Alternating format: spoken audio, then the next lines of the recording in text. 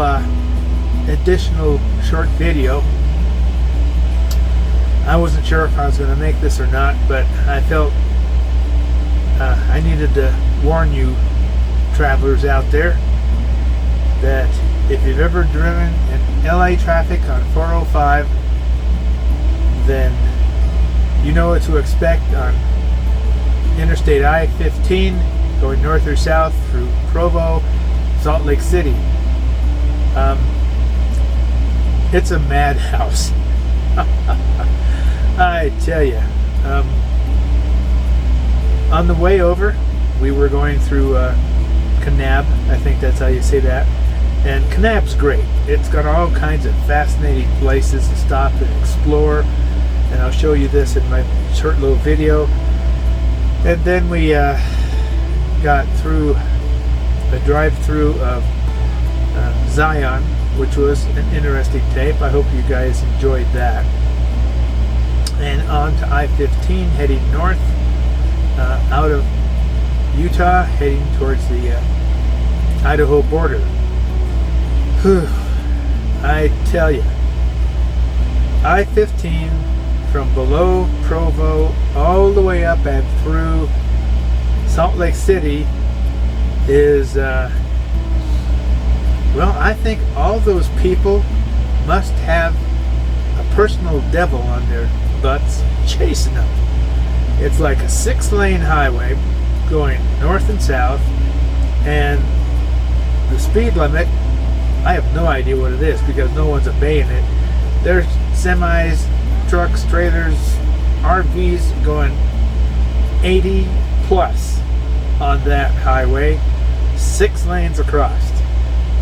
And I was just like white knuckle, keeping myself right in the middle of my lane with space on each side. And I was like way over one of the inside lanes, and I looked in out the corner of my eye and saw this red car coming up on me, and then next to the red car was this huge semi just blazing down the freeway like Satan was on his butt, and he was trying to get over before he was forced to go off on the exit lane he was in, and he wasn't going to slow down for God or nobody, and he just squeezed that little red car right into me, and we went kaboom. And I thought, what the hell happened? And the red car was able to pull off, but I was in the center lane, and I slowed down, and I had people honking, coming up my butt. I tried to signal and wave and get over so I'd get to the curb, and nobody was going to let me. I thought I was going to get T-boned by these insane people. And I finally just said, either hit me or give me a break and let me get over to the side. You know, they didn't know what was wrong with me. They didn't give a damn. They would just as soon hit me and knock me off the road because they were on the way to who knows where, and the devil was on their tail. At least that's what I thought it was like. So I got over there, and luckily we just was cosmetics, a scratch and a little scrape. Exchanged information and stuff like that, and then we went on our way. But that really shook me, you know. It's an example of what society is today. People are just got blinders on, and they're going one direction, and boy, if you ain't in their lane or you try to cross them, you are gonna get, well, I can't say what you're gonna get, but you can get it. Man, after that, I just wanted to get the hell out of Utah and off of I-15.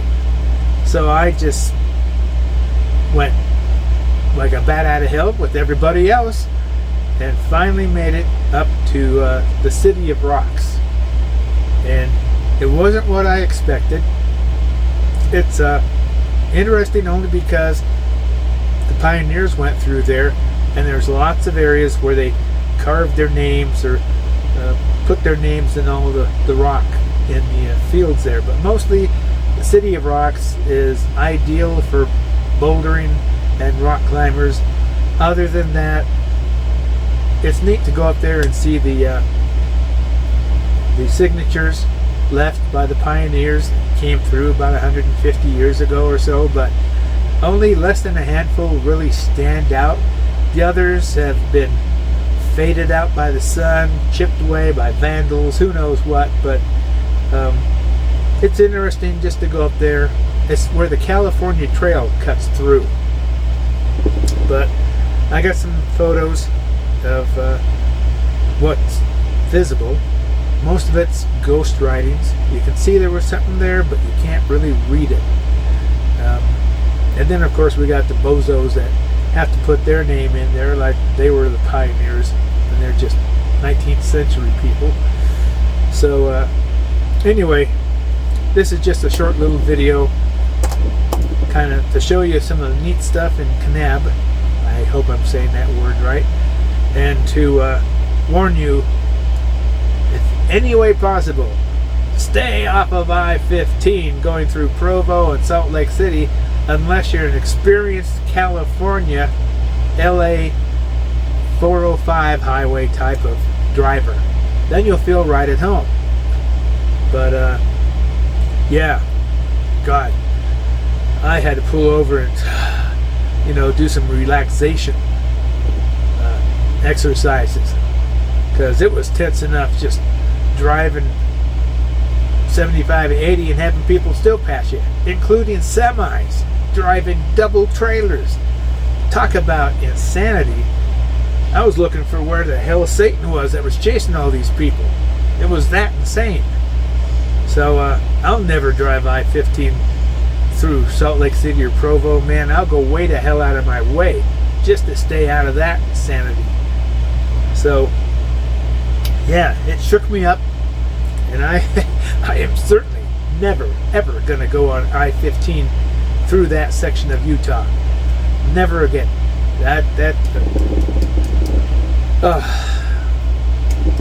I want to live long, so I'm gonna stay off that freeway. So anyway, here's my little video of my escape from Utah on I-15.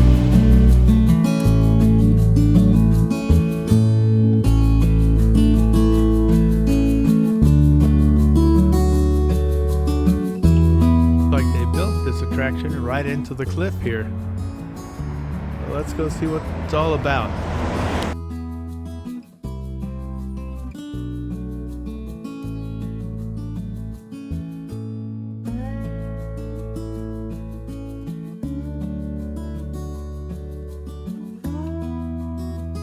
Well, this place is quite a collection of history and geology.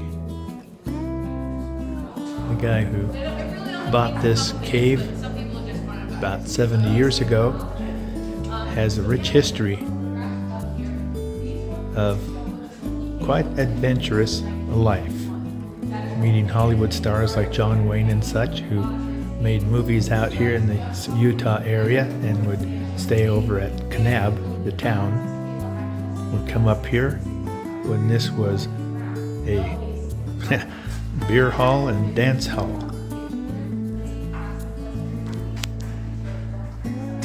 This is quite the place, and well worth stopping and exploring.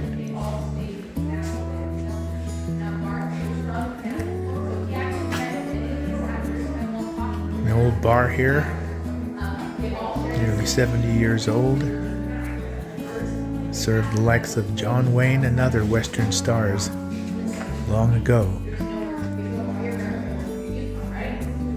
There's the founder and the person that created this.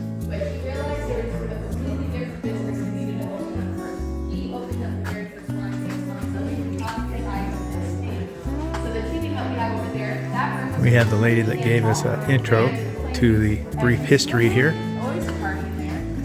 And that glass wall is the actual opening of the cave. They blocked it all up when they turned this into a museum. But Dylan was a bunch of drunk cowboys and rednecks. He grew tired really quickly of all the late night. Here's a slab with actual dinosaur imprints that he found and collected. It's $6 to enter and go through all this. Now this is the opening that used to be the dance hall. We just were in the bar.